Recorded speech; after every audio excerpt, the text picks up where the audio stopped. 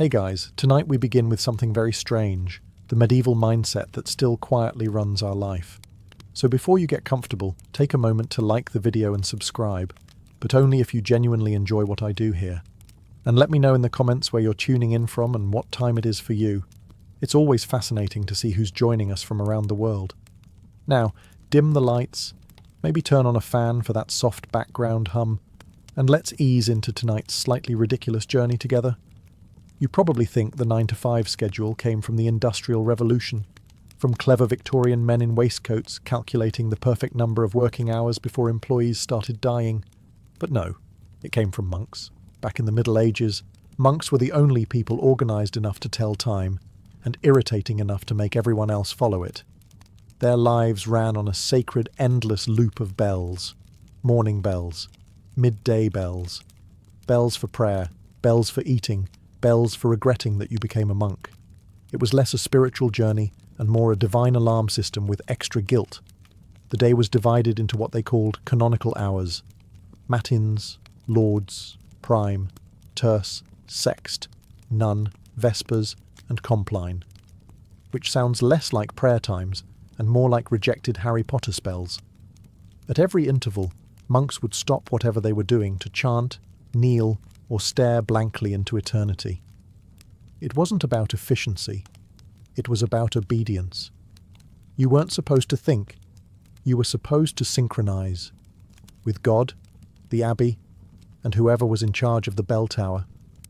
And yes, there was always that monk who rang it 2 minutes early just to watch the world burn. Then, over the centuries, the world outside caught the contagion.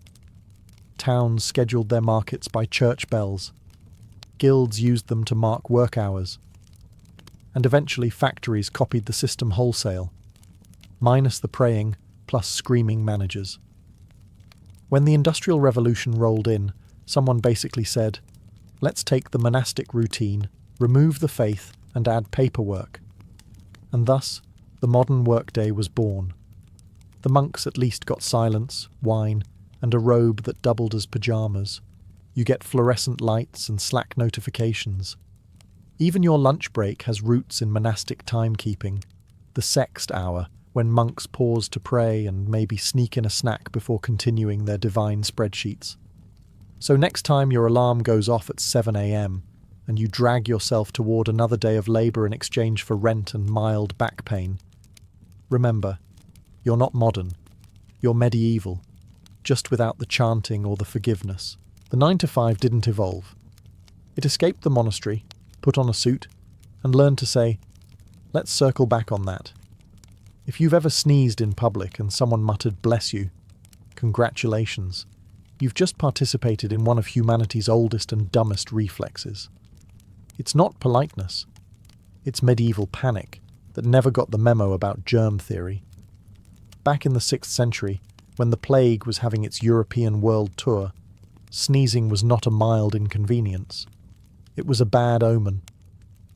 If you sneezed once, people assumed you were infected. If you sneezed twice, they started dividing your possessions. The logic was simple. When you sneezed, your soul tried to escape through your nose.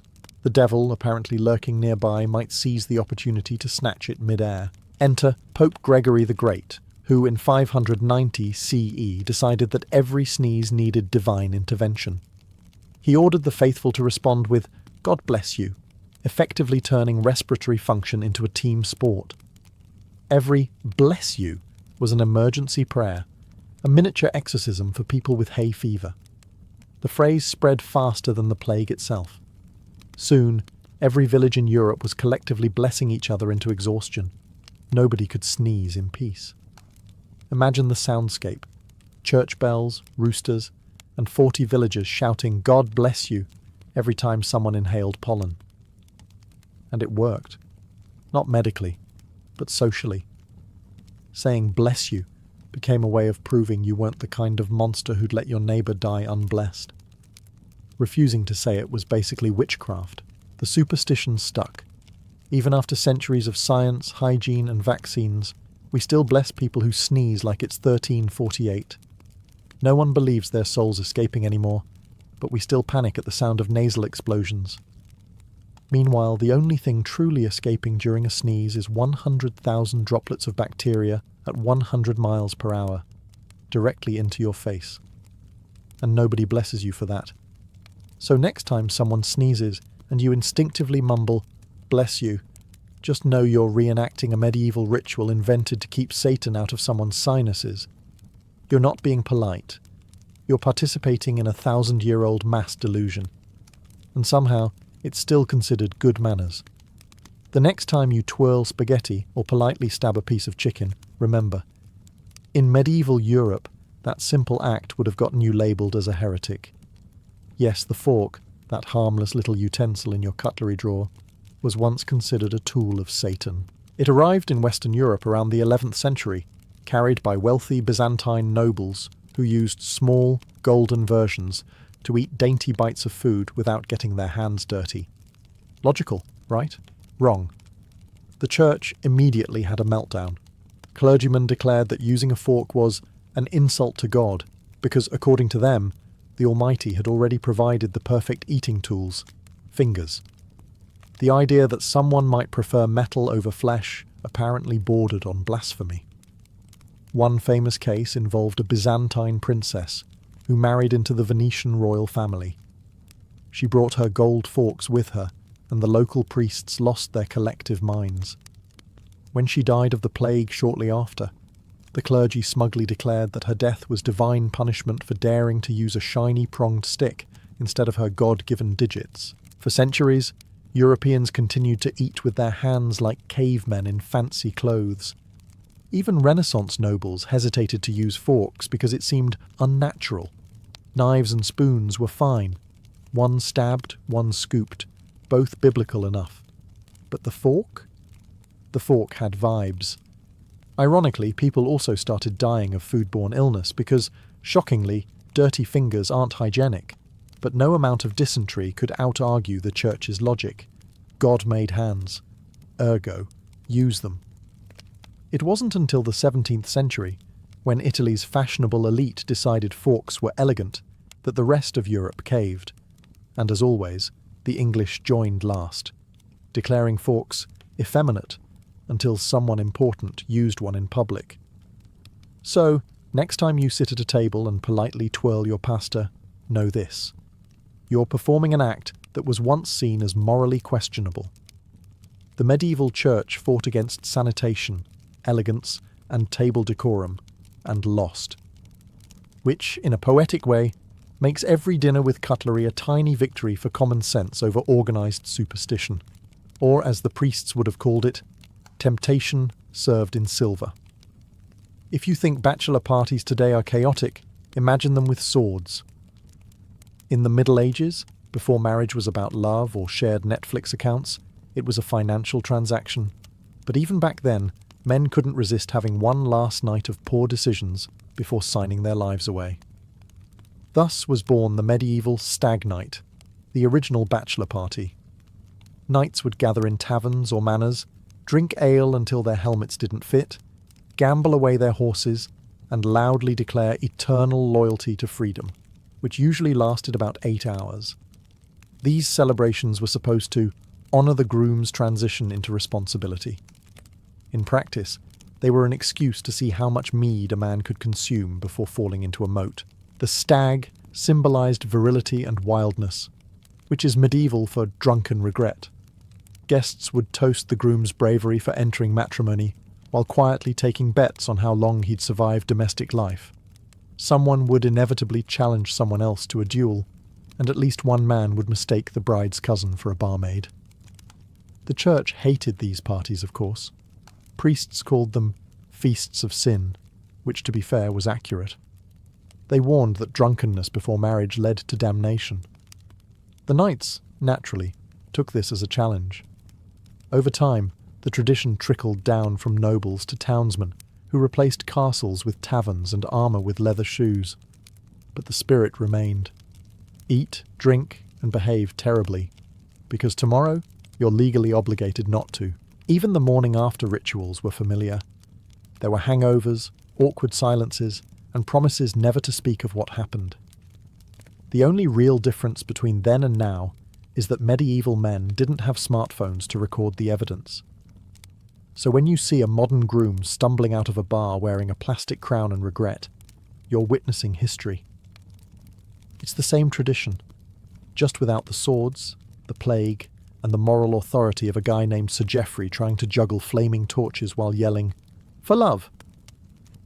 Bachelor parties didn't evolve. They just downgraded from chainmail to matching t-shirts. And somewhere, a medieval monk is still praying for all of them. When someone dies today, we instinctively dress in black. It feels respectful, somber, even timeless. But the truth is, it's just a medieval fashion trend that got wildly out of hand. The colour of mourning used to depend on geography. The Romans wore white to funerals, clean, symbolic, and excellent for reflecting heat, while you mourned under the Italian sun. But medieval Europe looked at that and said, "No. Let's make grief depressing and stylish." Black dye was expensive in the Middle Ages, which meant only the wealthy could afford to look properly devastated. Peasants, of course, couldn't afford sorrow in fabric form, so they wore whatever was clean, which, statistically, was nothing. The nobles, however, made mourning an event. Draped in black wool and veils, they wailed theatrically through the streets, because grief, like everything else, had to be performative. The church loved it. Black symbolized humility before God, and conveniently, it made the clergy's wardrobe choices look pious instead of lazy. Over time, the colour of mourning spread to every social class, because nothing says repentance like wearing something that absorbs both heat and despair. By the 14th century, black funerals were the ultimate power move. Kings died in black. Widows lived in black. Entire courts spent years in coordinated sadness. Queen Victoria later revived the custom centuries later by staying in mourning black for 40 years, a record-breaking emotional hostage situation. Of course, the colour eventually lost its religious meaning and just stuck. Now, we all show up to funerals dressed like accountants who misfiled eternity, because the Middle Ages decided grief needed a dress code. Ironically, the rest of the world didn't follow. In much of Asia, mourners still wear white, the colour of purity. In Africa, bright colours symbolise a life well lived. Meanwhile, in the West, we prefer to look like a collective tax audit for the dead. So next time you attend a funeral in black, remember, you're not channeling timeless reverence. You're just following a 1,000-year-old medieval fashion rule invented by rich people trying to look holy. And, as with all fashion trends, it's never really been about the dead. It's about proving you cared more stylishly than everyone else. Ah, the handshake. That sacred gesture of modern civility, professionalism, and the occasional bacterial exchange. It seems polite, friendly, even human. But its origins are, like most medieval customs, deeply suspicious. In the Middle Ages, people didn't shake hands to say hello. They did it to say, "Please don't murder me." Medieval Europe was a paranoid place. Everyone carried weapons, everyone owed someone else a debt, and everyone's cousin was plotting a coup. So when two men met, they'd extend their right hands to prove they weren't holding a dagger. The shaking part came later, a little theatrical jiggle to make sure no knife was hiding up the sleeve. It was less a greeting and more a mutual weapons inspection. Knights, merchants, and even kings used it, though usually with a sword hand, trembling from the effort of pretending to trust someone. And of course the left-handed minority, eternally suspicious, were considered untrustworthy simply because their sword was on the other side. Medieval logic, flawless as always. By the 16th century, it evolved into a formal greeting among gentlemen, replacing bows and the ever-popular, awkward silence. It became a sign of equality, a way of saying, we are both free men, capable of stabbing each other, but choosing not to. Fast forward a few centuries, and the handshake somehow became professional. Businessmen turned it from a survival tactic into a networking ritual. The same gesture once used to ensure neither party was hiding a blade now seals multi-million-dollar deals, which, let's be honest, are just the modern version of duels, only slower and with lawyers. Even the pandemic couldn't kill it. Doctors warned us to stop shaking hands, and humanity collectively said, No, we'd rather risk plague than look rude. A very medieval mindset, really. So the next time someone grips your hand too tightly at a meeting, remember what they're really saying. I come in peace. For now. The handshake isn't a symbol of trust. It's a fossil from an age when trust could get you stabbed. And given how business still works, maybe it hasn't changed that much after all. If you've ever been told to chew with your mouth closed, don't talk while eating, or stop licking the knife. Congratulations. You're practicing ancient survival techniques invented by medieval people who were tired of dying from dinner. See, table manners didn't start because someone wanted to appear elegant. They started because medieval dining was horrifying. Picture a long wooden table covered in greasy trenchers, basically edible plates made of stale bread, with everyone using the same knife, the same bowl, and the same fingers. You didn't have your own utensils. You had hope. There were no napkins either. The standard etiquette was to wipe your hands on the nearest dog or neighbour. Monks complained about guests wiping their greasy fingers on scripture. And yes, there were rules against spitting on the table, which implies someone had to invent that rule the hard way. By the 13th century, disgust finally evolved into etiquette. Manuals began circulating. Books like The Book of the Civilized Man, which taught you not to scratch yourself while eating, blow your nose in the tablecloth, or examine your teeth with the knife. These were actual instructions, meaning they weren't obvious at the time. The upper class quickly turned hygiene into hierarchy. Peasants could eat with their hands, but nobles used manners to prove superiority, a sort of social fencing match using spoons instead of swords. Eventually, manners became moral. The church decided that proper behaviour at the table reflected a clean soul, because nothing says holiness like daintily slurping soup while believing in witchcraft. By the Renaissance, dining had turned from survival to performance. Banquets were less about eating and more about demonstrating that you weren't a barbarian. It was Instagram culture, but with trenchers. And yet, those same medieval rules are still with us. Don't burp, don't pick, don't shout. You're not doing them to look polite. You're doing them because, in another timeline, not doing them could have gotten you dysentery. You probably think the weekend was a modern invention, a triumph of labour unions, productivity science, or enlightened bosses who valued rest. Nope, it was invented by medieval peasants who wanted to stop working long enough to drink, pray, and occasionally remember what sunlight looked like. In the Middle Ages, there was no concept of a weekend. You worked until your body broke, then you worked slightly more. But the church, in its infinite mercy, decided people should occasionally rest, not for health, of course, but to attend Mass and avoid sinning unsupervised. The church calendar was packed with feast days, sometimes up to 100 per year. These were religious holidays honouring obscure saints, the Virgin Mary, and occasionally events that sounded suspiciously like excuses for parties. Each feast day meant a day off work, free food, and the legal right to drink before noon. The nobility complained that peasants had too many holidays. One medieval bishop famously grumbled that the people work 1 day and rest 3. It's possibly the first recorded instance of a manager complaining about employee productivity. As the centuries passed, the Reformation trimmed the fat, literally cancelling dozens of saint days for being too fun. The Puritans, in particular, were horrified that people enjoyed resting, so they pushed for a stricter system. 1 mandatory day of rest, Sunday, which is how the Lord's Day slowly turned into your modern lazy day. Then came the Industrial Revolution.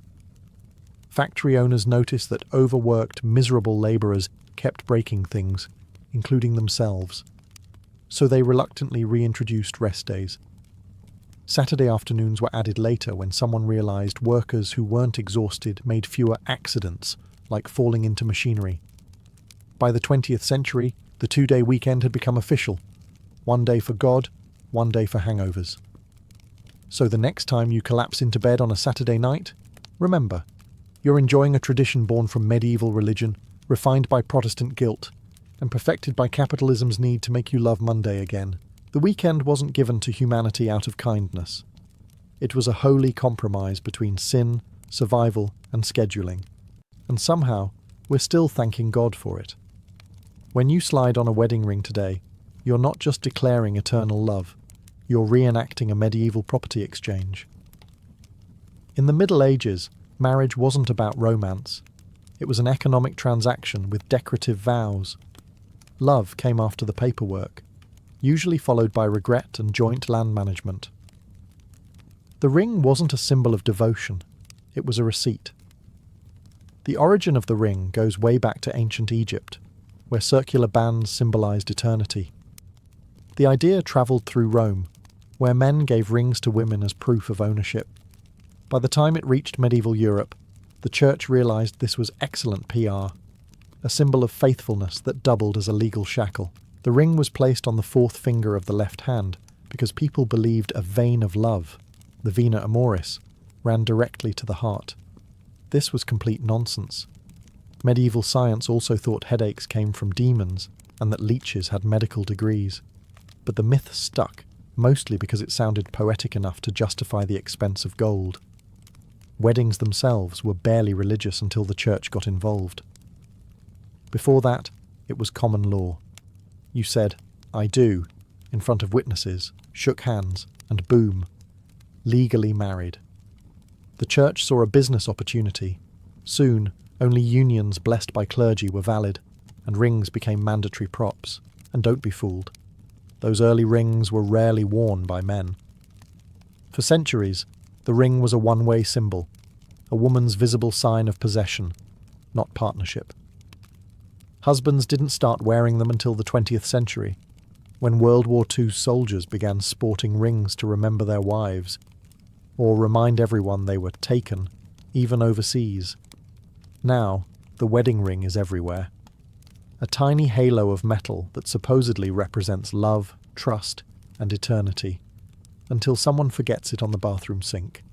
So when you glance at that band of gold, remember what it really means. Not eternal romance, not divine blessing. It's a medieval merger agreement that survived every cultural collapse since the Crusades. You're not wearing a symbol of love. You're wearing a 900-year-old contract with better branding. In the Middle Ages, the average person's home made a modern studio apartment look like Versailles. Walls? Optional. Doors? Overrated. Privacy? A myth. Most people lived in single-room houses shared with family, animals, and whatever spirits were haunting the rafters. The medieval idea of personal space was, "Please stop stepping on the chicken." But then came fabric, that miraculous technology that could hide things without building new walls. Curtains started as practical objects, heavy drapes to keep out drafts, flies, and nosy neighbours. But soon they evolved into social statements. Nobles began hanging thick embroidered curtains around their beds, not just for warmth, but for dignity. These bed hangings were like portable bedrooms, creating the illusion of privacy in a hall filled with servants, snoring relatives, and the occasional bard. If you were wealthy enough, your bed had curtains so grand they could double as stage sets. Some even had inner curtains, privacy from your own spouse, apparently. Guests slept in the same room, sometimes the same bed, so if you wanted to change clothes, pray, or cry dramatically, curtains were your only line of defence.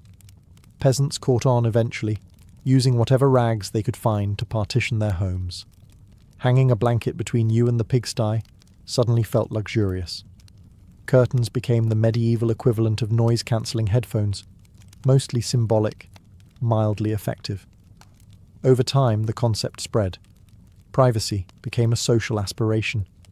By the Renaissance, curtains were everywhere, on beds, walls, windows, and egos. The wealthier you were, the thicker your drapes, and centuries later we still do it. We draw our curtains at night as if we're hiding from the Inquisition, not the neighbour's porch light.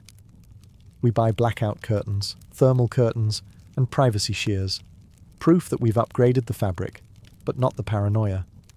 So next time you close your curtains before bed, remember, you're reenacting a medieval ritual to protect yourself from judgment, gossip, and cold air. The only real difference is that your neighbours probably aren't watching. Probably. When you hear "God Save the King," you probably think of national pride, a dignified anthem sung by loyal citizens. But in the Middle Ages it wasn't about patriotism at all. It was an exorcism. The phrase began as a protective prayer, a kind of spiritual insurance policy for monarchs who had the life expectancy of a ham sandwich at a jousting tournament. Medieval people firmly believed kings were chosen by God, but also that Satan had terrible boundary issues. Every rebellion, plague, or bad harvest was blamed on demonic interference. So, God Save the King wasn't a cheer. It was crisis management. Whenever a ruler fell ill or someone sneezed near the throne, the church organised public prayers to keep evil away. Entire crowds would chant, "God Save the King," like it was a magic spell, because in their minds, it was. The logic went something like this. If enough peasants yelled the phrase loudly enough, God might hear over the screams of the dying. It worked exactly as well as you'd expect. Medieval kings still died, mostly from poisoning, warfare, or other kings. But people kept chanting, because superstition is the one political tradition humanity never reforms. By the 16th century, the phrase became ceremonial. It appeared in church services, royal processions, and desperate attempts to look loyal. Saying it out loud proved you weren't plotting treason, or at least not today. In a time when bad-mouthing the crown could get you executed, "God Save the King" was less about faith and more about self-preservation. The song version came much later, during the 18th century, when England turned this medieval emergency chant into a national anthem. What began as "Please don't let the devil kill our monarch" became "Please don't let France do it instead." And here we are centuries later, still singing it, hands on hearts, pretending it's about unity, when historically it was just crowdsourced holy water. So the next time you hear a stadium full of people belting "God Save the King," remember, you're witnessing a medieval ghost ritual. Only now it's televised. The idea of a day of rest sounds humane, maybe even progressive. But the medieval church didn't invent it to protect your work-life balance. They invented it to make sure you didn't skip Mass. In early medieval Europe, the church ran everything: your calendar, your conscience, and, if necessary, your afterlife. So they declared Sunday a sacred rest day, not because peasants needed a break, but because priests needed an audience. If you were caught working on a Sunday, you weren't breaking labour law, you were offending God. This wasn't a minor HR infraction, it was eternal damnation. Imagine explaining that in confession. "Forgive me, Father, for I weeded my garden during Vespers." The rule was clear: no ploughing, no weaving, no blacksmithing, and definitely no selling things, unless of course the church wanted to sell indulgences. That was fine, miraculously fine. Sermons warned that anyone who ignored the Lord's Day risked divine punishment. And because medieval Europe adored horror stories, there were plenty. One legend told of a man who tried baking bread on a Sunday. The dough turned into snakes. Another farmer sharpened his scythe and promptly dropped dead. The moral: God had opinions on your weekend hobbies. Naturally, enforcement was inconsistent. Lords and nobles still worked when they wanted, because divine law, much like modern policy, didn't apply to management. The peasants, meanwhile, were threatened with hell for trying to survive. When the industrial age arrived, people rediscovered the Sunday rule and rebranded it as family time. Employers called it moral, workers called it barely enough. And despite 1,000 years of progress, the logic stayed medieval. You rest, not because you deserve to, but because someone holier, richer, or louder said so. Today, most of us spend Sundays resting by doing unpaid labour, laundry errands and worrying about Monday. It's not quite holy, but it's traditional. So next time you feel guilty for checking email on a Sunday, relax. You're not defying God. You're just honouring the medieval legacy of working when you're technically not supposed to. And if your boss emails you about it, tell them your dough just turned into snakes. When someone calls you sir or ma'am, it feels polite, respectful even. But in the Middle Ages, those words didn't mean "I respect you." They meant I recognize you could legally have me executed. Titles of address were the linguistic armor of feudal Europe. Society was basically a human pyramid with kings at the top, peasants at the bottom, and everyone else crushed somewhere in between. Calling someone sir, short for sire, from the old French seigneur, was how you acknowledged that they owned your land, your livelihood, and possibly your spine. It wasn't optional either. If you met a noble and forgot to bow or failed to use their title, it wasn't a social faux pas, it was a crime. Etiquette manuals from the 14th century actually warned that a man of low estate must speak to his betters with reverence under pain of correction. Correction, of course, being medieval for public humiliation and light beating. Women had their own version, madam, short for madame, literally meaning my lady. That wasn't affection, it was ownership language.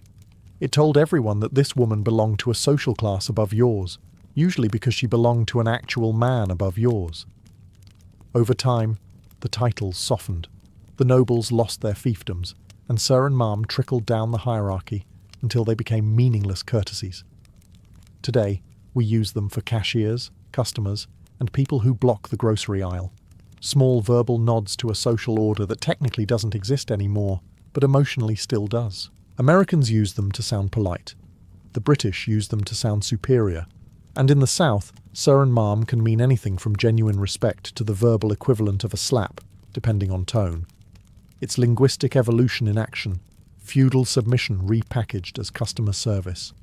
So the next time someone calls you sir or ma'am, remember, you've just been addressed like a medieval landlord.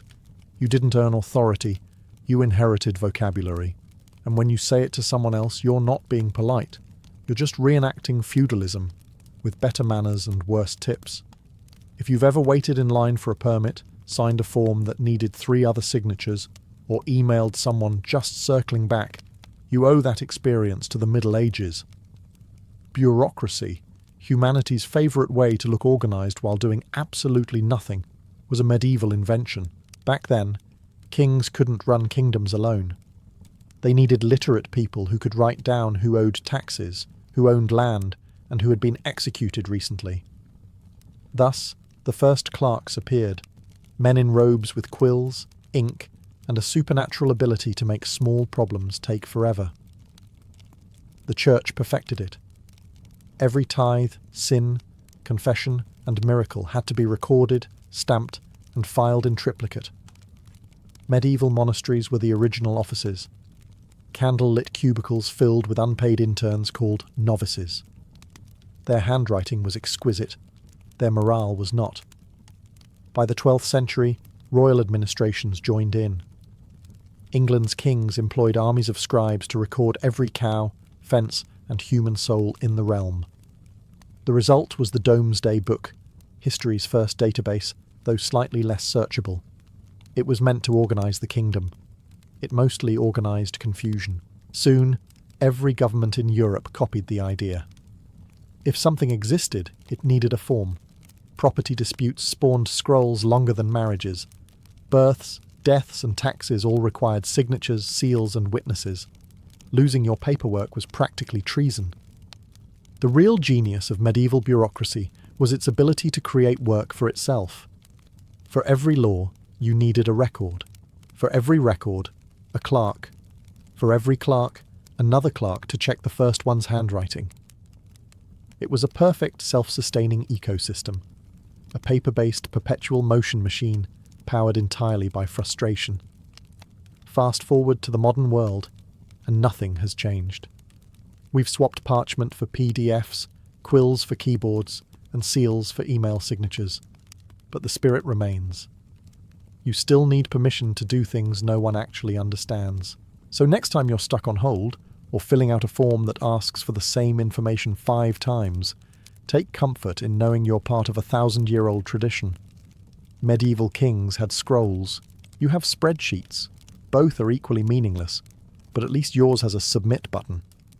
If you think outrage culture was invented on Twitter, you clearly haven't met a medieval villager with spare time and access to a church bell. The Middle Ages ran entirely on moral panic. There was no news cycle, no trending tab, just priests' rumours, and the occasional goat acting suspiciously. One person saw a comet, another blamed the local widow for it, and suddenly half the town was on fire. Back then, society didn't need proof. It needed someone to blame. Drought, witches, illness, witches. Bread didn't rise, definitely witches. It was a one-size-fits-all explanation for everything that went wrong. And if no witches were available, heretics or foreigners would do nicely. The church fueled this with industrial efficiency. Panic was good for attendance. If you could convince people that sin caused plagues and heresy caused earthquakes, they'd tithe more. Call it medieval crowdfunding for divine protection. Inquisitors travelled from town to town, purging corruption, which mostly meant asking leading questions until someone confessed to dancing with the devil. Public hysteria was entertainment too. Witch trials were community events. People brought snacks. The same folks who cheered at executions would spend the next morning praying for mercy. A perfect balance of guilt and spectacle. And let's be honest, not much has changed. We just replaced the gallows with comment sections and the torches with Wi-Fi. Someone makes a mistake, everyone piles on, and by sunset, there's digital shouting, moral superiority, and no actual solutions. The same rhythm, just with better spelling. Medieval panic kept order through fear. Modern panic keeps engagement through algorithms. Both make you feel righteous while achieving nothing. It's a tradition so resilient it survived plagues, printing presses, and the Enlightenment, and still thrives every time someone says, "I can't believe you'd post that." Renaissance Rome was meant to be the beating heart of holiness, a city where saints prayed, pilgrims wept, and divine light bathed every corner. But if you peeled back the gilded facade of marble and fresco, you'd find something entirely different, a place where desire ruled as powerfully as faith. The same bells that called the faithful to Mass also tolled over a city drunk on its own vices. By the early 1500s, the Holy City was a paradox. Pilgrims arrived seeking salvation, yet the streets reeked of perfume and wine. The taverns around Piazza Navona were full of priests who had clearly forgotten their vows of chastity, and possibly sobriety. Noblemen strutted in velvet doublets, while courtesans leaned from their balconies, laughing as the church bells rang. Even confession, meant to cleanse the soul, became an erotic ritual whispered behind latticed screens. Everywhere you looked, temptation was sponsored by the very institutions meant to suppress it. Monks dabbled in alchemy and spent more time brewing aphrodisiacal potions than copying scripture. Nuns exchanged love letters hidden in the pages of psalters. Bishops hosted banquets that would make the pagan emperors blush, complete with roasted peacock, dancing girls, and wine that never seemed to stop flowing. And at the centre of it all stood the Vatican itself, the fortress of morality, or so it claimed. The papal palace was draped in virtue by day, but at night its corridors flickered with candlelight and laughter. Servants swore they saw mistresses slip through secret doors, and rumours spread of cardinals fathering more children than they could count. Rome, the city of saints, had turned itself into a Renaissance version of Las Vegas, if Las Vegas charged indulgences and quoted scripture while doing it. Yet, no one seemed truly scandalized. Hypocrisy had become an art form. A priest might preach about lust in the morning, visit his mistress in the afternoon, and commission a painting of the Virgin Mary that suspiciously resembled her by evening. It was an age where holiness was worn like jewellery, sparkling in the light, tarnished in the dark. Rome called itself the Eternal City, but I. At the peak of the Renaissance, the Vatican was less a monastery and more a royal court, complete with drama, ego, and scandal worthy of a soap opera. The Pope wasn't just God's representative on earth. He was often the richest, most powerful man in Italy, and sometimes the most corrupt. Nowhere was this more obvious than in the reigns of the so-called papal playboys, men who mixed sacred duty with personal pleasure as easily as wine with water. Take Pope Alexander VI, born Rodrigo Borgia, a man whose name became synonymous with sin wrapped in silk. He fathered at least 8 children, officially. Unofficially, well, Rome lost count. His mistress, the beautiful Vanozza dei Catane, lived openly in a palazzo near the Vatican, while his other lover, Giulia Farnese, was called the Pope's concubine by half of Europe. And while he preached virtue, his son Cesare Borgia carved a trail of blood across Italy, and his daughter Lucrezia was whispered to poison her lovers at banquets. The Borgias didn't hide their vices. They flaunted them in velvet robes embroidered with the family crest. But Alexander wasn't alone in his spiritual flexibility. Pope Julius II, nicknamed the Warrior Pope, spent more time wearing armour than vestments, leading armies instead of prayers. He was known to swear like a soldier and commission art like a king. Michelangelo's frescoes in the Sistine Chapel were, ironically, funded by a pontiff who had fathered at least one illegitimate daughter. Meanwhile, Pope Leo X from the Medici family treated the papacy like a Florentine bank account, throwing parties so lavish that even Roman nobles blushed. For these men, indulgences weren't just a church doctrine, they were a lifestyle. Their banquets mixed cardinals, courtesans, poets and painters, all swimming in gold and gossip. The Vatican treasury was drained not by crusades, but by carnival masks and mistresses. And yet, the faithful kept donating, believing the Pope to be the moral anchor of the world. Rome's streets knew better. When a new Pope was elected, the people didn't ask for his holiness. They bet on his lovers. The church had become a theatre of sin dressed in silk and incense. Behind every holy decree lay a heartbeat, lusty, ambitious, and entirely human. If the popes were the kings of sin, then the courtesans of Rome were its queens. They were not the back-alley kind, but the glittering elite, the so-called cortigiane oneste, honest courtesans. Honest, of course, in the same way a wolf is honest about wanting sheep. These women could quote scripture in one breath and recite Ovid in the next, wearing gowns that could bankrupt a cardinal and jewellery that probably already had. One of the most infamous was Imperia Cognati, known simply as La Divina Imperia. Her name alone struck awe and fear in noblemen. She entertained cardinals, artists and ambassadors in salons perfumed with incense and scandal. She wasn't just a beauty, she was an intellectual, a woman who could dismantle a bishop's argument about virtue while sipping Venetian wine. When she died, the city mourned her as if she were royalty. Even the clergy sent flowers, pretending it was out of Christian charity rather than fond memory. Then came Tullia d'Aragona, poet, philosopher, and rumoured lover of half the Vatican secretaries.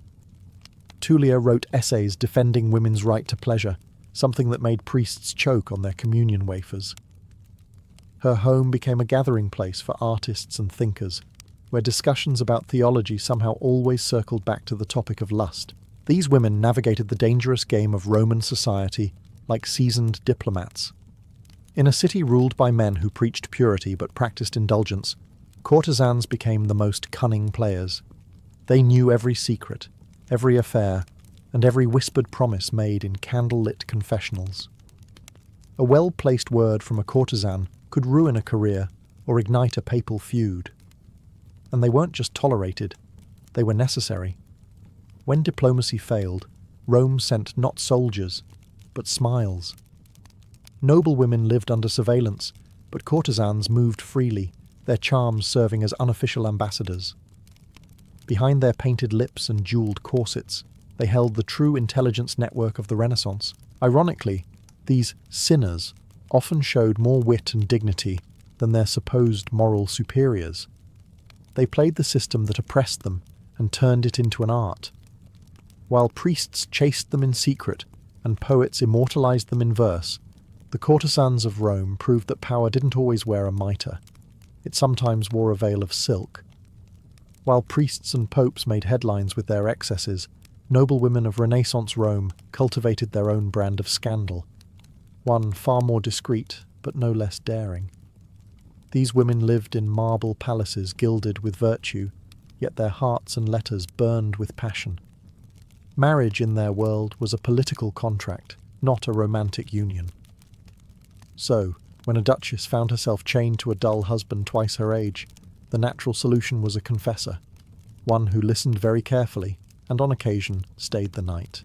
Among the whispered legends was Vittoria Colonna, celebrated poet and widow of a nobleman who died on the battlefield. Her piety made her a darling of Rome's religious circles, yet her friendship with Michelangelo raised eyebrows that never truly lowered. Their correspondence, filled with spiritual longing and poetic tenderness, walked the razor's edge between divine love and forbidden desire.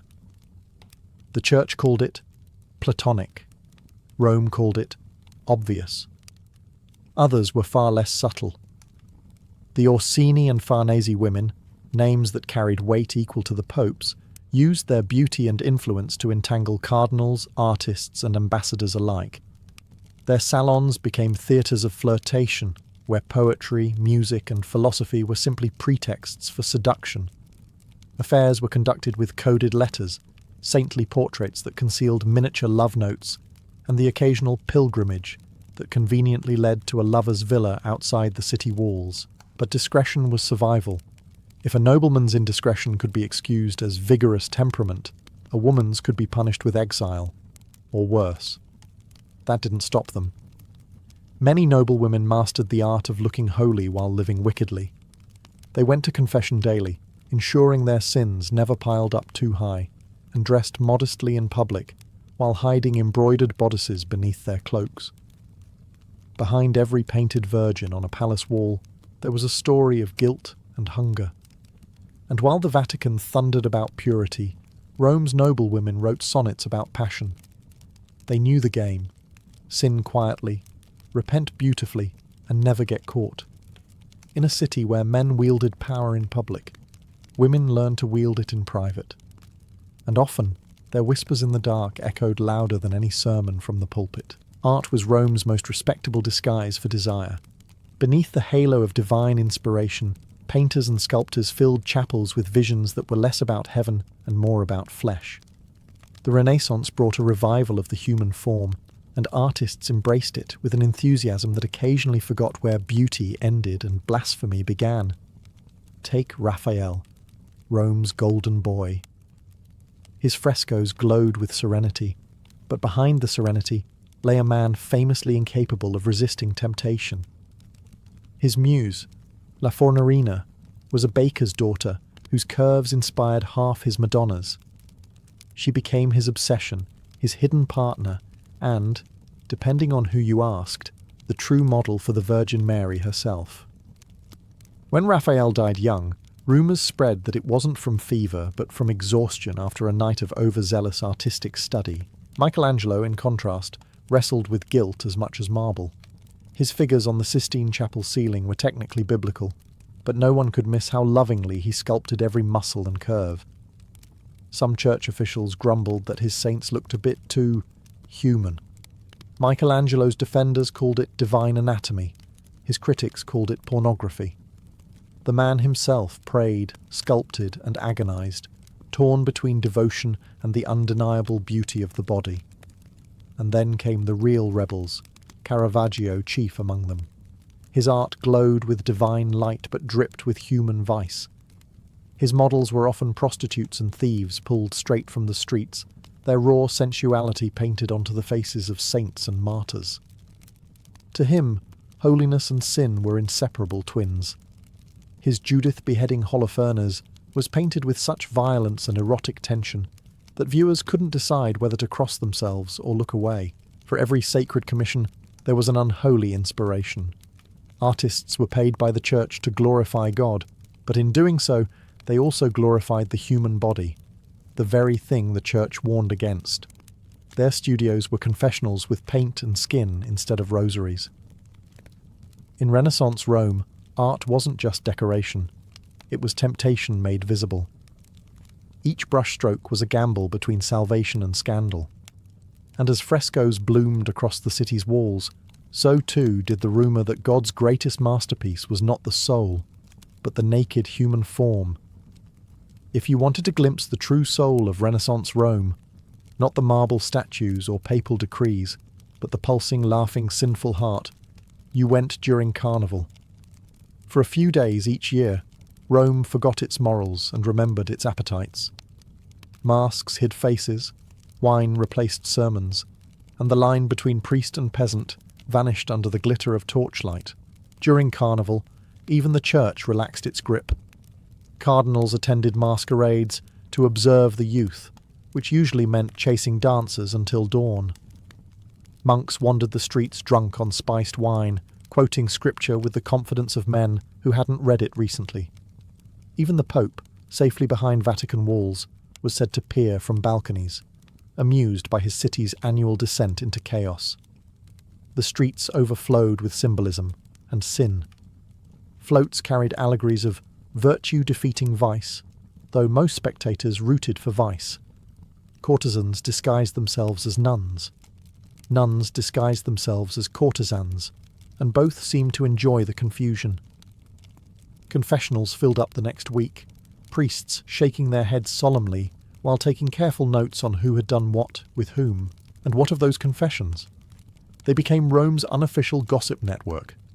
A penitent might confess her affair with a married cardinal, only to find her sins recited back to her later by a smirking servant. Secrets had a short lifespan in the eternal city. One monk even joked that in Rome the Holy Spirit didn't descend as a dove, it arrived as a rumour. The contradiction was spectacular. Sin was punished and celebrated at once. Carnival parades passed beneath frescoes of the Last Judgment. The same hands that tossed roses into the crowd clasped rosaries the next morning. The faithful blamed human weakness, as though weakness were the city's favourite sport. When the festivities ended, Rome washed its face and put its halo back on. The priests thundered about virtue.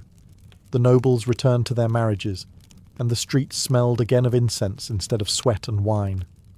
But the memory lingered. Behind every saintly procession was a hangover, and beneath every Ave Maria whispered in penance there lurked a quiet, knowing smile, because everyone in Rome understood one thing. Forgiveness came cheap, but the pleasures of sin were priceless.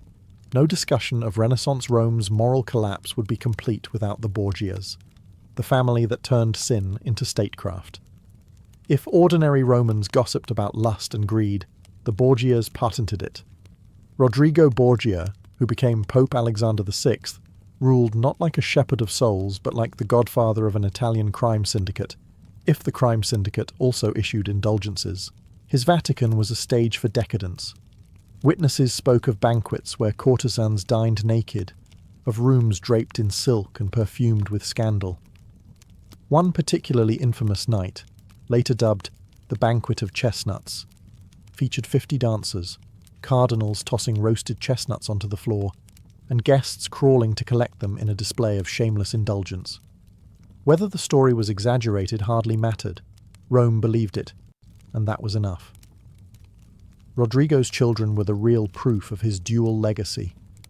Cesare Borgia, the Pope's favoured son, was charming, handsome, and entirely ruthless. He murdered rivals with the same efficiency his father used to grant pardons. Cesare's sister, Lucretia, became a legend of her own, accused of incest, poisonings, and seductions, though much of it was likely propaganda spread by enemies.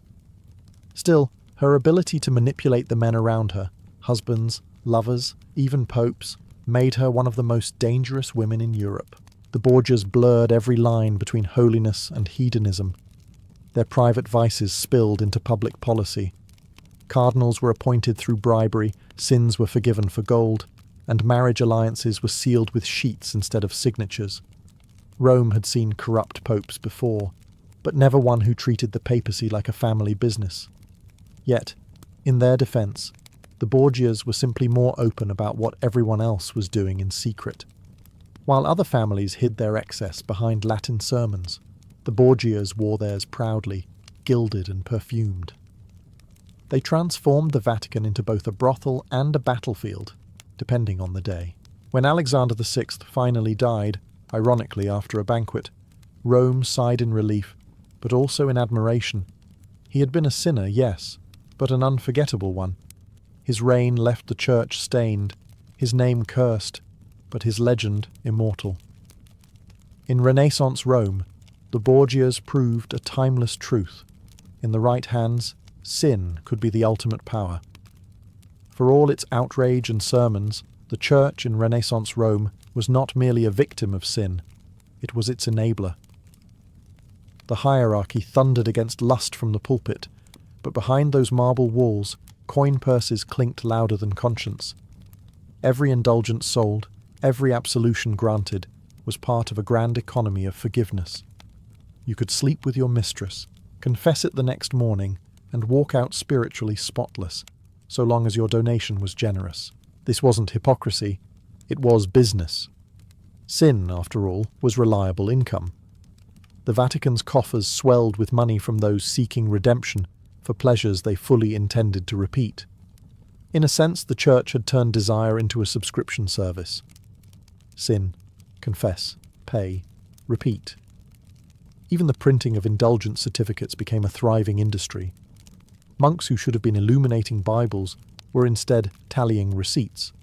Cardinals owned vineyards, lent money, and maintained luxurious estates stocked with servants and lovers. One bishop famously had so many illegitimate children that locals nicknamed his palace the House of the Lord and his extended family. And yet, these same men presided over inquisitions and moral trials, condemning peasants for sins that were practically Vatican traditions. When voices of reform began to rise, monks whispering that the Church had lost its soul, they were silenced or exiled. It was dangerous to accuse God's representatives of acting like merchants. Still, rumours of papal indulgence and debauchery spread faster than any decree. Even the faithful began to smirk when priests warned against temptation. They'd seen too many sermons end at the local tavern. The irony was divine. The more the Church preached against sin, the more it depended on it. Without lust, greed, and guilt, half of Rome's economy, and the other half of the Vatican's, would collapse overnight. Some tried to reform the system from within. A few honest friars denounced the corruption, only to be ignored, reassigned, or mysteriously found ill. Others simply accepted that Rome's holiness was theoretical at best. As one weary priest wrote in his diary, "We do not live in the city of God, but in the city God pretends not to see." And so, under 1,000 candles and painted saints, the Church continued its divine performance, half prayer, half indulgence, wholly human. By the end of the Renaissance, Rome had perfected the art of pretending to be holy.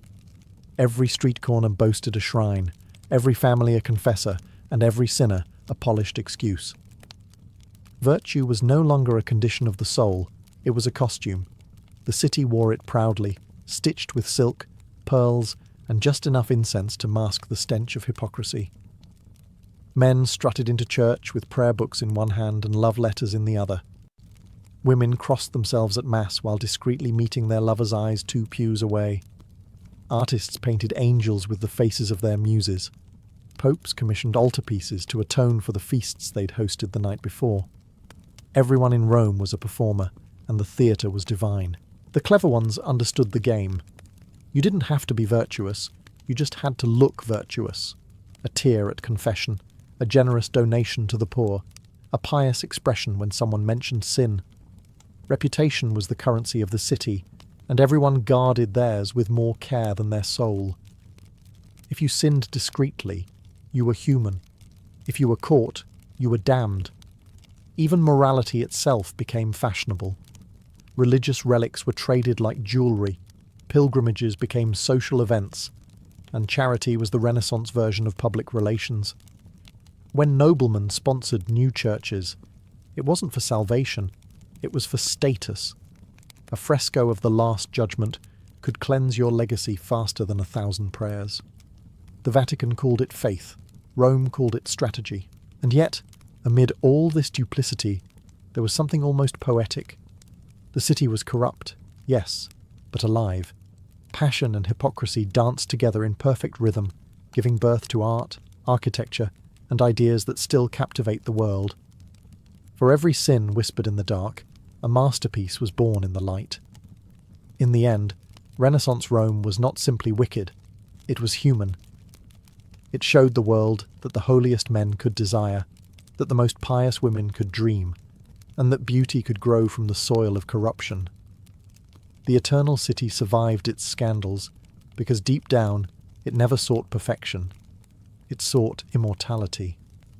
And in that pursuit, even sin became sacred. You weren't born into fame. You were born into dust and horse sweat. The stables were your cradle, the sound of hooves your lullaby. In the Roman world, charioteers didn't come from noble bloodlines. They came from chains. Most Aurigae were slaves, prisoners of war, or poor freedmen with more scars than coins. But that didn't matter. Because in the Circus Maximus, even a slave could become a god, if he survived long enough to cross the finish line. From the moment you could walk, you learned to run alongside the horses. They were your only teachers, impatient, powerful, and merciless. The trainers barked orders, whipped reins, and told you the truth every boy dreaded to hear.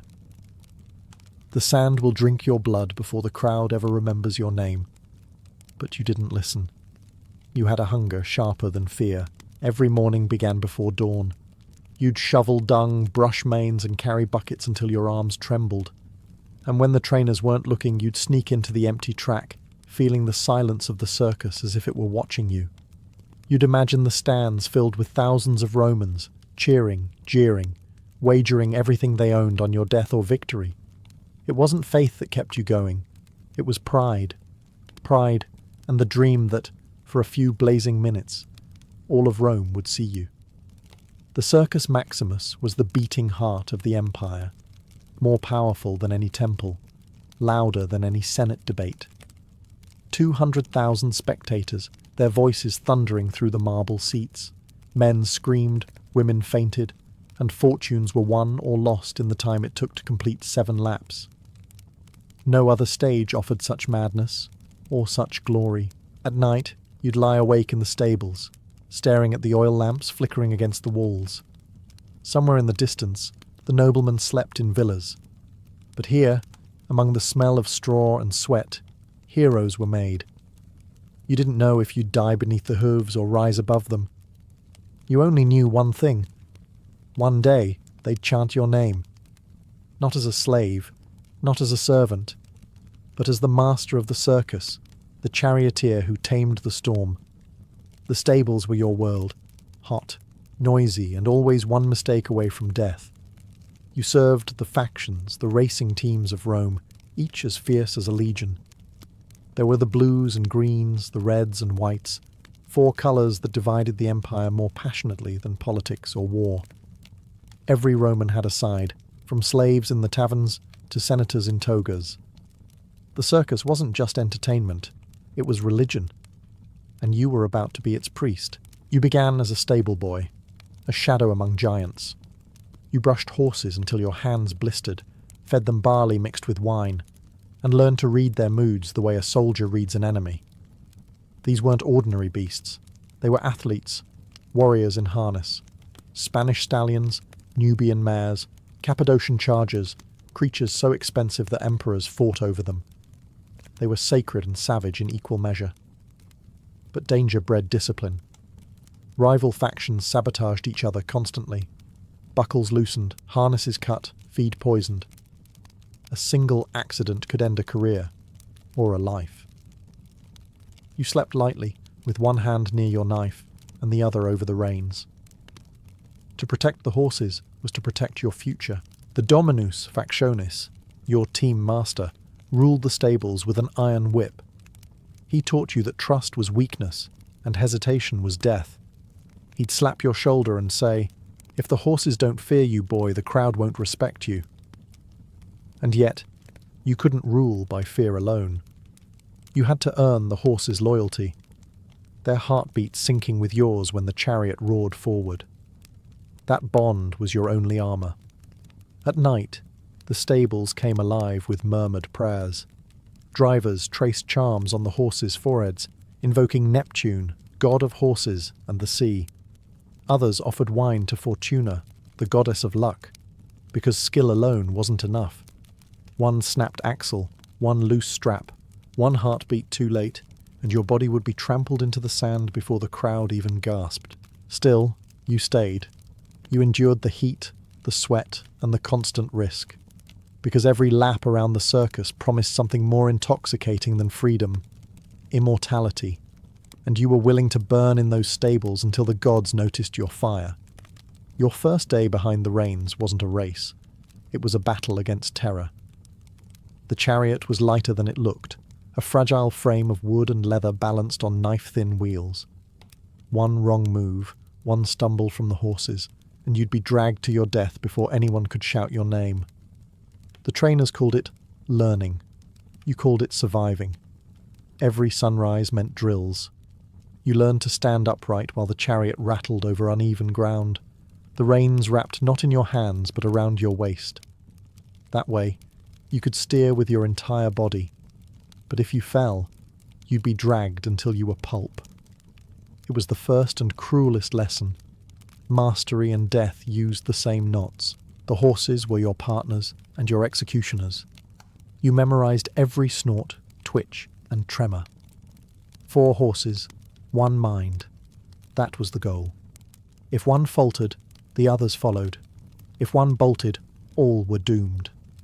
You learned to whisper to them, to curse them, to pray with them. Their eyes, white with fire and fear, reflected your own. You didn't control them, you became them. Trainers barked insults, flung whips, and hurled amphorae when you failed. One old veteran, half deaf, half mad, told you that a true Auriga never blinks during a crash. You'll see splinters fly, blood spray, skulls crack, he said. But if you blink, boy, you'll miss your moment to live. He wasn't wrong.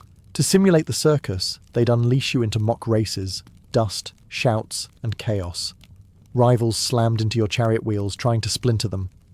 You learned to swing your whip not just at the horses, but at other drivers, striking their arms or faces. There were no rules in training because there were none in the arena. Survival was the lesson. By dusk, your muscles screamed, your hands bled, and your heart beat like a drum of war. But pain dulled, and something colder replaced it. A strange calm. You realized that fear was useless. The sand didn't care who lived or died. It only remembered who left their mark. That night, you fell asleep among the horses, your fingers still gripping an imaginary rein. You dreamed of thunder, hooves, wheels, and a crowd chanting a name you swore would soon be yours. The first time you entered the Circus Maximus, you didn't breathe. You shook. The noise alone could kill a man. 200,000 Romans roared like an ocean, their cheers rolling off the stone seats in waves. Trumpets blared, banners rippled, and the smell of sweat, dust, and roasted meat filled the air. It wasn't just a race. It was religion in motion. The gods of Rome were watching, and so was every gambler, thief, senator, and slave in the empire. You took your place in the starting gates, the carceres, where 8 chariots lined up like loaded arrows. The horses were wild, nostrils flaring, hooves clawing at the sand. You whispered their names like a prayer: Aquila, Nero, Pallas, and Flame, and tightened the reins around your waist. Across the track, the opposing factions glared. The Greens were favoured today, and the Blues, your team, were desperate for a win. The betters had already decided who should live and who should die. You just had to prove them wrong. The official dropped his cloth. A heartbeat of silence, and then chaos. The gates exploded open, and 8 chariots surged forward like unleashed gods. Sand flew, wheels screamed, and you leaned into the turn, your entire life balanced on 2 spinning wooden circles. The first corner was a battlefield.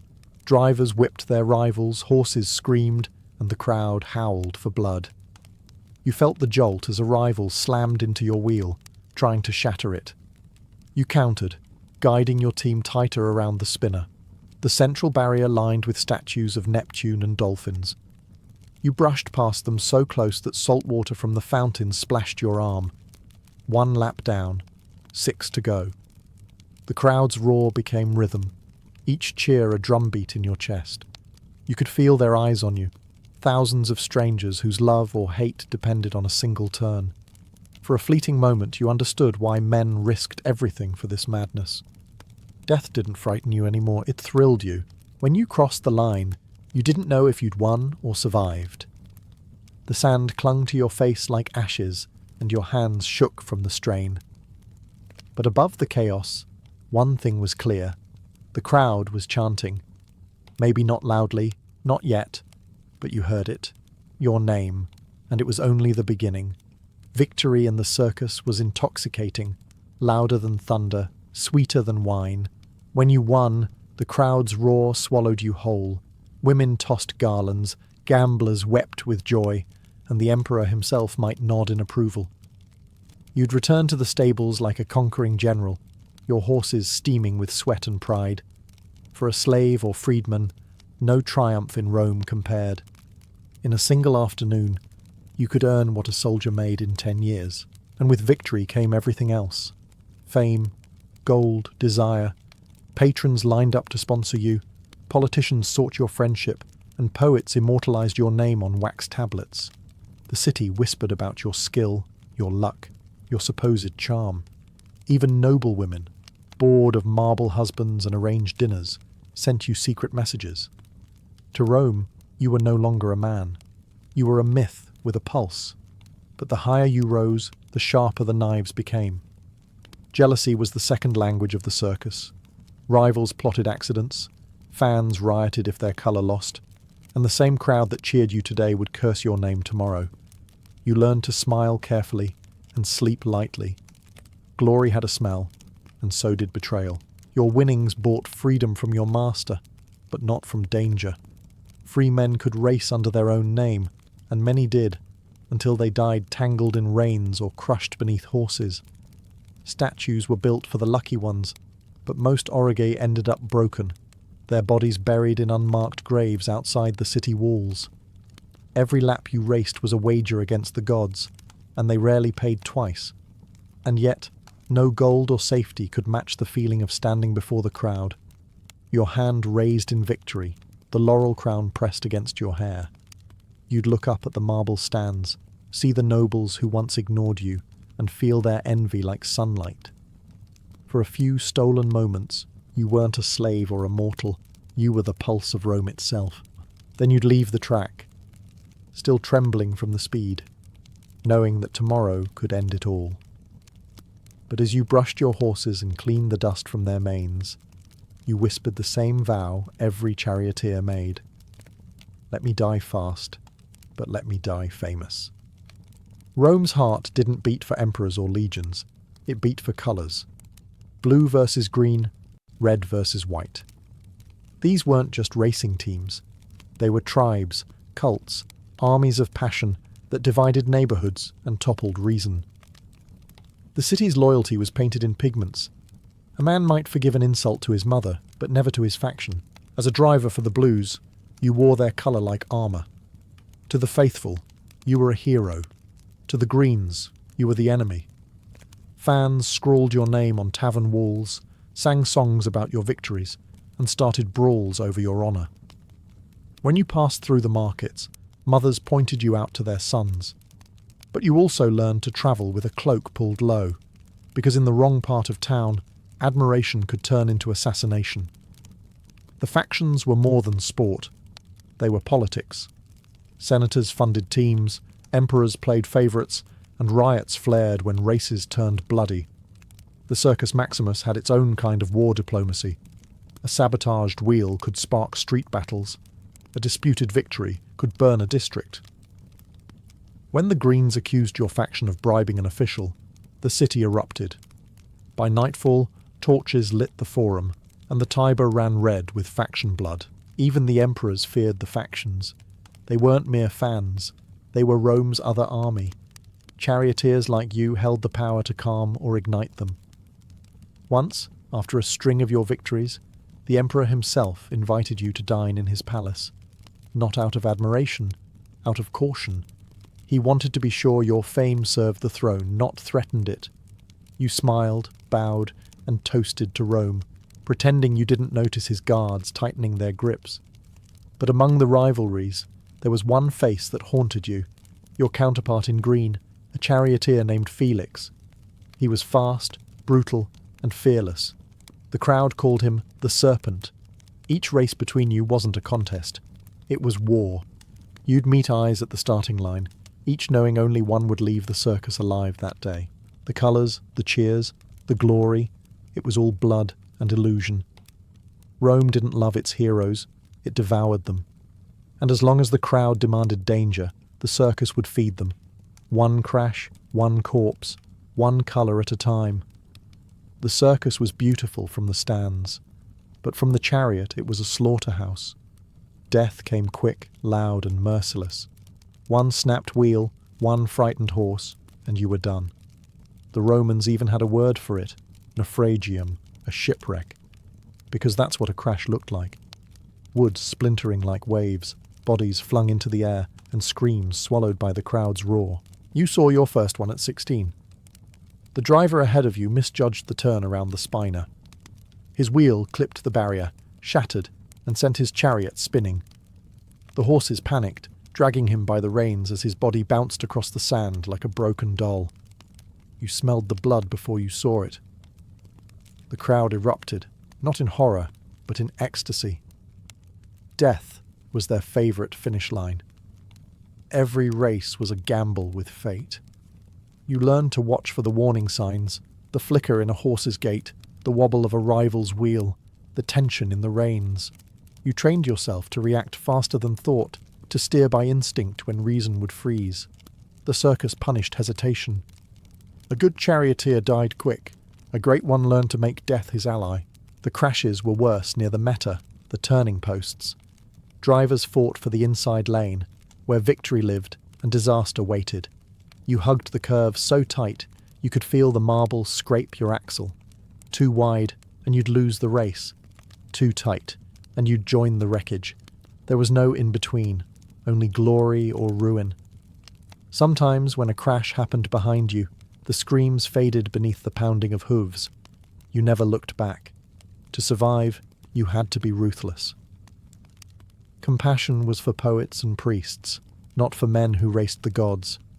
You told yourself each crash was another sacrifice to Neptune, god of horses, and whispered a prayer that it would never be your turn. But every driver knew the truth. Luck was a rope that always frayed. One day, you'd feel it snap. And when it did, the circus would keep roaring, the crowd would keep cheering, and Rome would move on, its appetite for blood as endless as its thirst for speed. If death was always one turn away, fortune sat in the other. For the few who survived long enough, chariot racing was the quickest road from slavery to staggering wealth. Rome adored its winners with the same frenzy it used to crucify its losers. You began as property, but with every victory you became something rarer, a man who owned his fate. Your winnings grew faster than the crowds could shout your name. Bags of silver, laurel crowns, fine cloaks and golden goblets, spoils once reserved for generals, were yours. You bought your freedom first, then your house, then horses of your own. Men who once spat at your feet now bowed when you entered the tavern.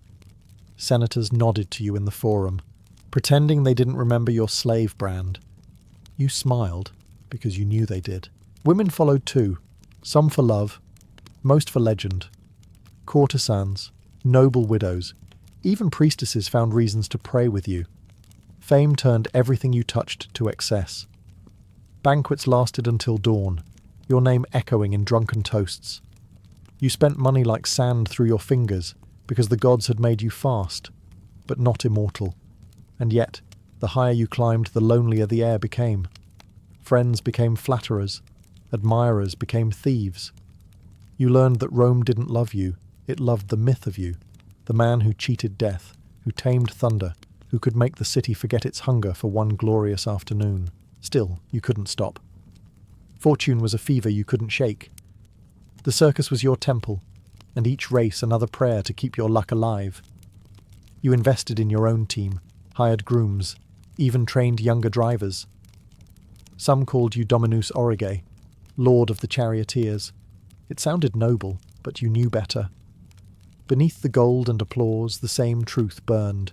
Your empire rested on spinning wheels and frightened horses. At feasts, poets recited your name beside Hercules and Achilles. You laughed, but deep down the comparison chilled you. Heroes never lived long in Rome. They burned bright, then vanished. And you knew that one day, whether by age, accident, or envy, the circus would take back everything it had given. Fortune was generous, but she always collected her debts. Time caught every charioteer, no matter how fast his horses ran. Your hands, once strong enough to tame a team of stallions, began to tremble when you held the reins. The cheers that once lifted your soul now felt distant, as if muffled behind the roar of memory. You told yourself you'd retire after one more race, but the circus had a way of whispering, just one more. The younger drivers were faster now, reckless boys who raced as you once had, with no thought of survival.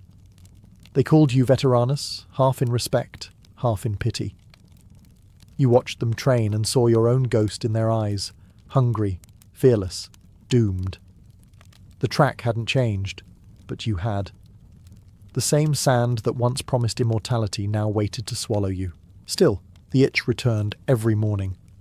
You couldn't ignore the sound of wheels rattling, the thunder of hooves, the intoxicating pull of danger. So you strapped the reins around your waist one last time and stepped into the sunlight. The crowd erupted, not out of routine, but out of recognition. You were legend now, a living relic of the golden years. The gates opened. The horses lunged forward, and for a heartbeat you felt 20 again. The wind tore at your tunic, sand stung your face, and your pulse matched the pounding of hooves. You hugged the meta tighter than you should have, pride overriding sense. Behind you, a rival's wheel clipped your axle. You felt the jolt, the violent shudder, the whisper of fate. Then silence. For a heartbeat, everything slowed. The sunlight on the marble statues, the hiss of the crowd's breath, the moment before the crash. You didn't pray. You just smiled. You had always known the circus would take you this way. When the wreck came, the crowd roared, not in grief, but in awe. They said the horses ran 3 more laps before stopping, that the sand turned crimson beneath them.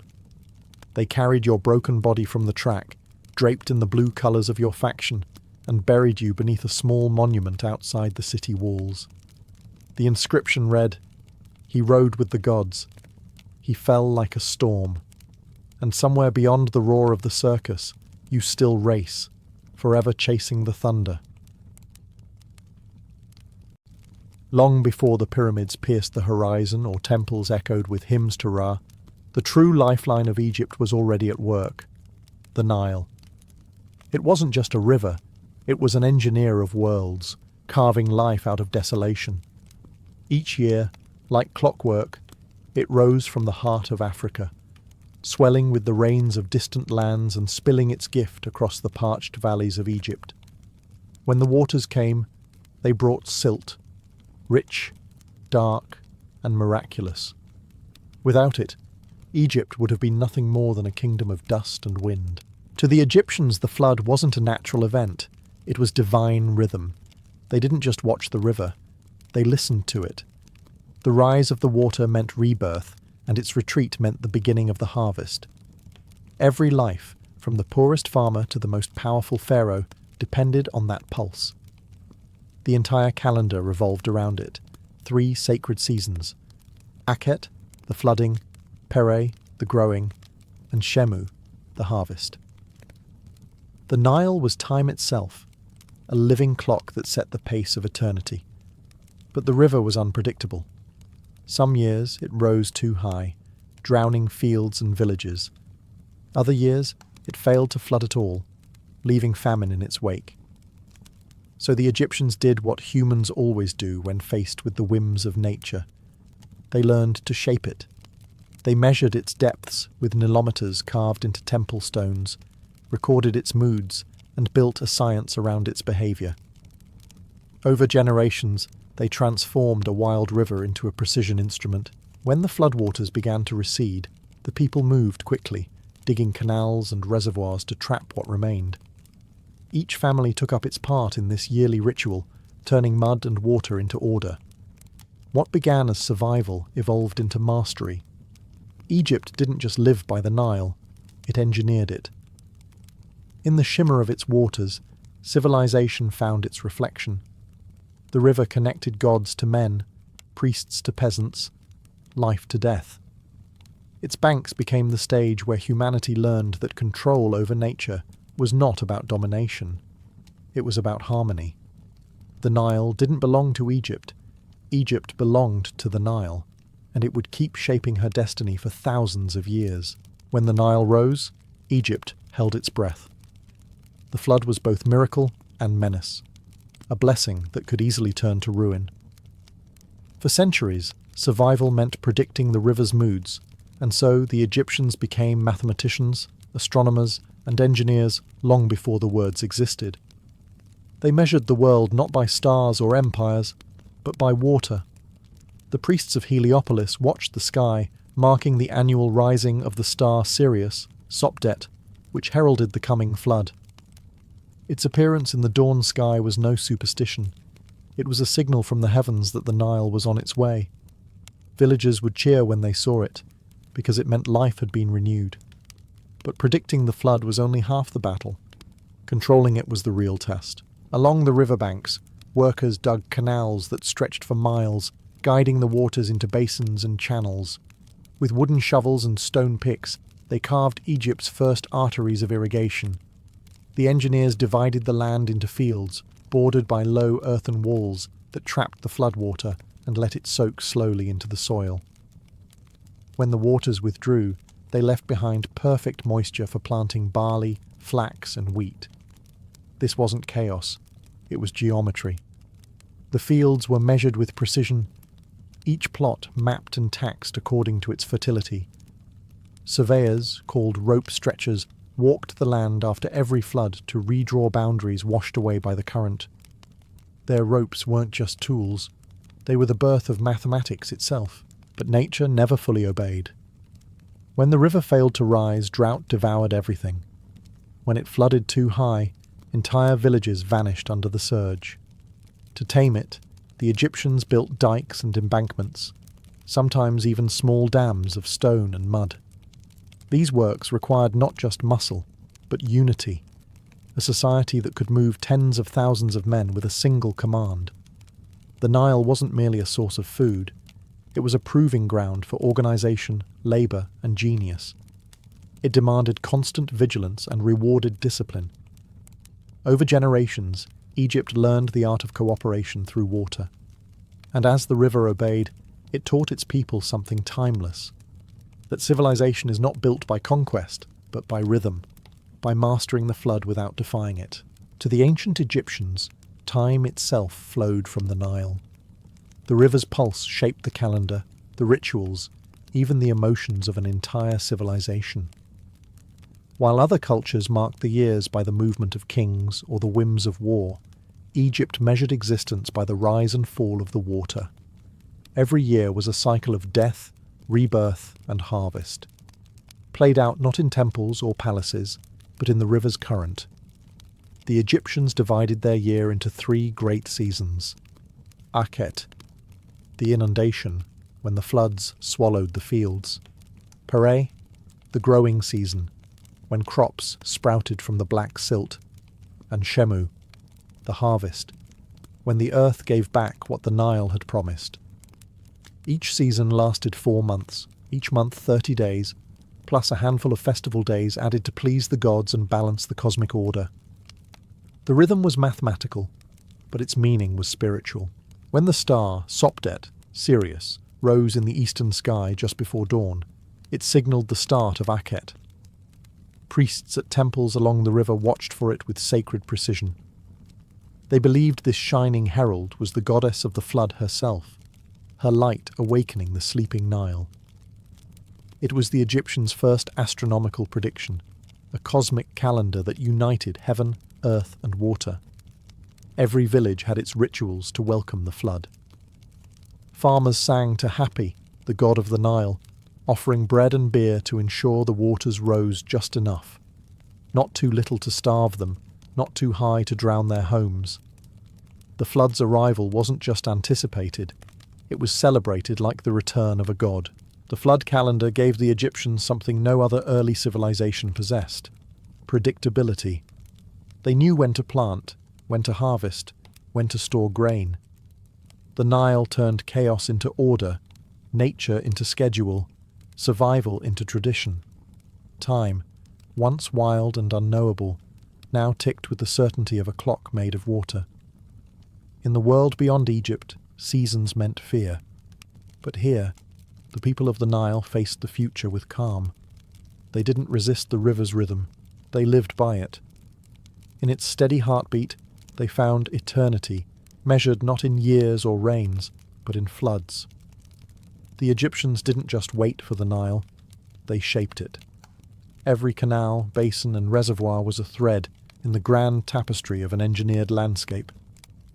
The early pharaohs understood that whoever controlled the water controlled the kingdom. Power flowed through ditches and dikes as surely as it did through thrones and crowns. The first canal builders were visionaries with shovels.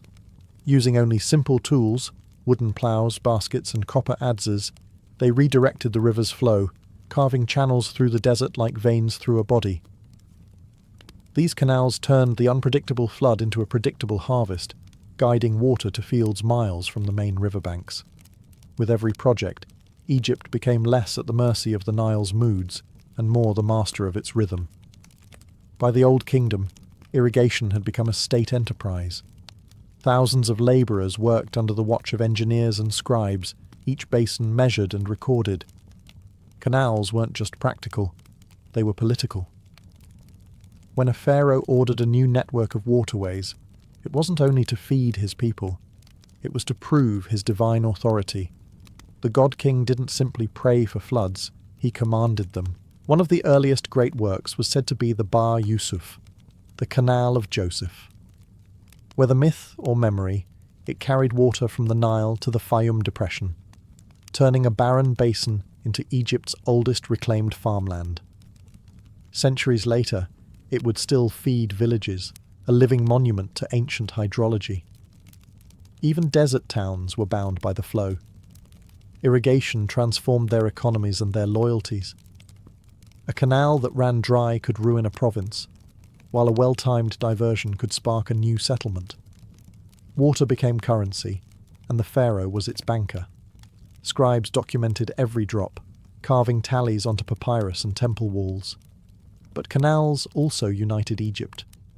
They became highways for trade, ferrying goods, ideas, and people between distant regions. The same water that grew wheat in the south carried granite for pyramids in the north. The Nile's veins stitched the nation together. Each channel was a statement of intent. Man cooperating with nature, not conquering it. Egypt's greatness didn't rise from conquest or gold. It flowed quietly in irrigation trenches, where sweat and engineering transformed survival into civilization. Behind every monument, every harvest, and every floodgate stood a quiet army of minds. The engineers, surveyors, and scribes who turned water into order. They weren't poets or warriors, but Egypt owed them everything.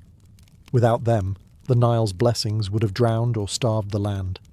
With them, it became the most productive river valley on earth. The shaduf, a simple counterweighted lever, was one of their earliest triumphs. With it, a single farmer could lift buckets of water from canal to field, feeding crops by hand when the floodwaters had retreated. Later, the sakia, a water wheel powered by oxen, multiplied that effort. What began as manual toil evolved into mechanical rhythm.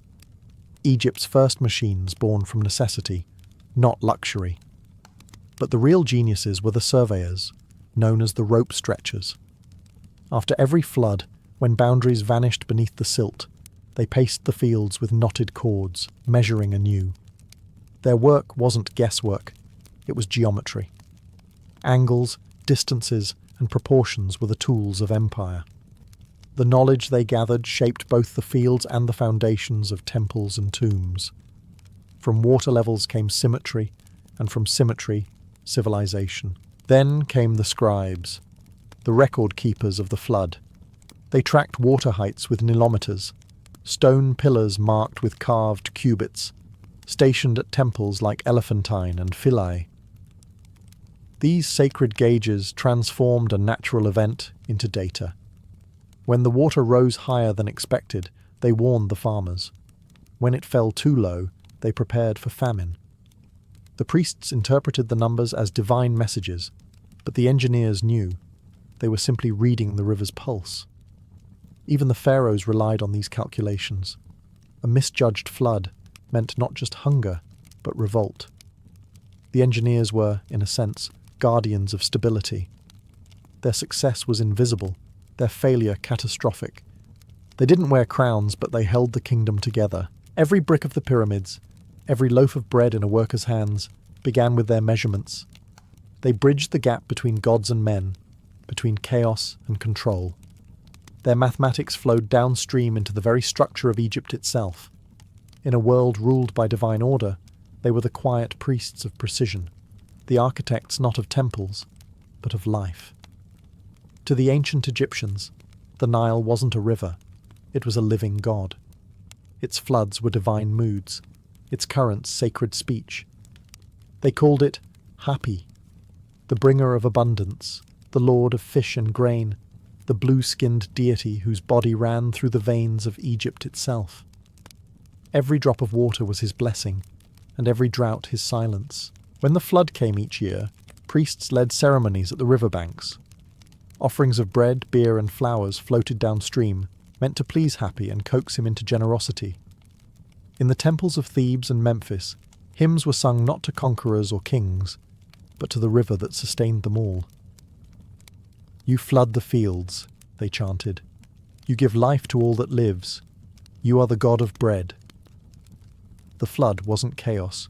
It was divine order in motion, a proof that Ma'at, the universal balance, still governed the world. If the waters rose too high or too low, it was a warning that harmony had been broken. The pharaoh, as the earthly embodiment of Ma'at, carried the sacred duty of maintaining that balance. When the Nile failed, so did his legitimacy. The river wasn't just water, it was politics, theology, and prophecy woven together. Yet the Egyptians didn't fear the Nile the way others feared their gods. They revered it with familiarity, almost tenderness. They painted Hapi as neither male nor female, but both, fertile, round-bellied, generous. He symbolized abundance without violence, creation without conquest. Even death was tied to his gift. When the flood receded, the rich black silt it left behind was called Kemet, the Black Land. It was from this word that Egypt took its ancient name.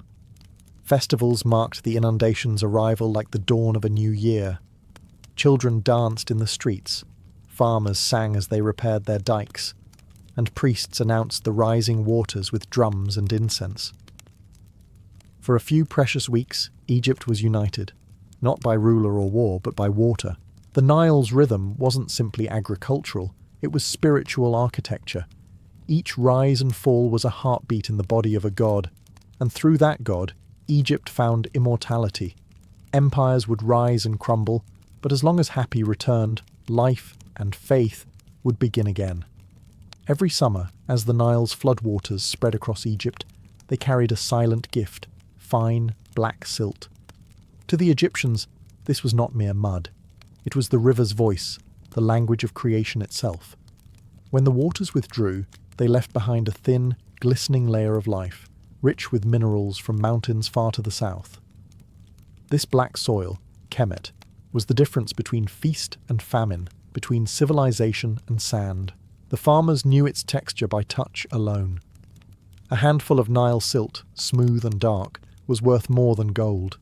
It grew wheat, barley, flax, papyrus, everything that fed both body and empire. Each family had its plot, marked by ridges of earth that trapped the water. Once the floods receded, oxen ploughed the damp fields, and workers cast seeds into the gleaming mud. Within weeks, the land erupted into green, a miracle so regular it felt divine. Scribes recorded each year's yield, comparing it to the height of the flood. From these notes, patterns emerged. Low floods meant thin harvests and rising grain prices. Generous floods meant surplus and stability. Over centuries, this quiet observation became science. Egyptian farmers didn't just plant, they forecasted. They learned to listen to the silt, to read its weight, colour, and spread. The texture of the soil even shaped Egypt's cities. Villages rose on higher ground to escape the floods, while fields stretched in long ribbons along the riverbanks. The narrow green valley, hemmed in by desert, created a sense of focus, a civilization perfectly balanced between chaos and order. Each year, the Nile erased and redrew the landscape, forcing Egypt to adapt, to rebuild, to remember. In a way, the flood wrote history. Temples and tombs were built of limestone, but the foundation of Egypt's story was mud, wet, black, eternal. Even the pigment on their frescoes came from the same silt that nourished their crops. The Nile wasn't just feeding Egypt, it was painting it. When foreigners saw the river's bounty, they envied its magic. But to the Egyptians, there was nothing supernatural about it. It was partnership, not miracle. The Nile gave, and they listened. The silt was the handwriting of the gods, and Egypt learned to read it fluently, year after year. Controlling the Nile's gift required more than reverence. It demanded precision. The Egyptians turned their worship into engineering, transforming the natural flood into a system of managed abundance. What began as simple canals grew into a network of hydraulic machinery that stretched from the delta to Nubia. It was a living circuit, where every basin, dike, and channel played its part in Egypt's grand equation of survival. At the heart of this system were the basin fields, vast rectangular enclosures bordered by earthen embankments. When the floodwaters rose, the channels filled these basins in careful sequence. Water lingered for weeks, soaking the soil, before being drained into the next enclosure. The process mimicked the river's natural flow, but under human command. The result was controlled fertility, a man-made imitation of the Nile's pulse. Lifting water was the next challenge. The shaduf, a counterbalanced lever with a bucket at one end and a weight at the other, revolutionized irrigation. With it, a single farmer could raise hundreds of litres of water a day from canals to higher terraces. Later came the sakia, a wooden wheel turned by oxen, its pots scooping and pouring in endless rhythm. These devices were simple but brilliant, powered by muscle and geometry rather than magic. Every flood season required coordination on a national scale. Labourers repaired dikes and dredged canals under orders from local governors, who reported to royal engineers in Memphis. The pharaoh's decrees flowed downstream like the water itself, ensuring that every village along the river contributed to the balance. A breach in one province could doom another hundreds of miles away. Even temples were part of the system. Priests used nilometers, vertical shafts with carved cubit marks, to measure water levels. From these readings, they could predict crop yields, tax revenues, and the empire's stability for the year ahead. Science, religion, and politics converged at the waterline. The Nile's machinery wasn't made of bronze or stone. It was made of people. Tens of thousands worked in synchrony, guided by the river's tempo. Egypt's true marvel wasn't a pyramid or a sphinx. It was this invisible infrastructure, a civilization built not to fight nature, but to think like it. The flood was eternal, but so was their genius in mastering it. Long after the pharaohs were gone, and their temples swallowed by sand, the Nile kept its rhythm. The same flood that carried papyrus boats and golden barges in the time of Ramses still rose and fell centuries later, watched by farmers who no longer knew the names of the gods, but still depended on their river's mercy. Egypt's monuments weathered and crumbled, yet its greatest creation, the harnessing of water, never stopped working. The techniques that once fed the pyramid's builders became templates for civilizations that followed.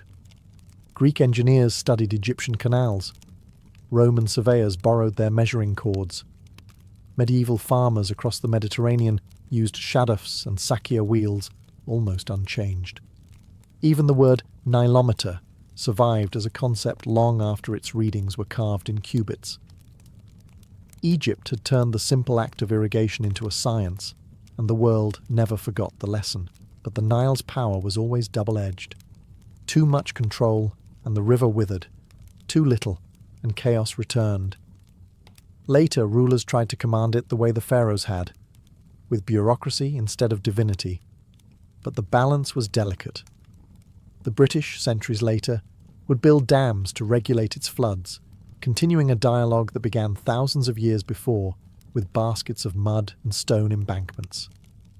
Even modern engineers in Cairo, studying satellite data and water flow, are heirs to those ancient surveyors who measured with ropes and stars.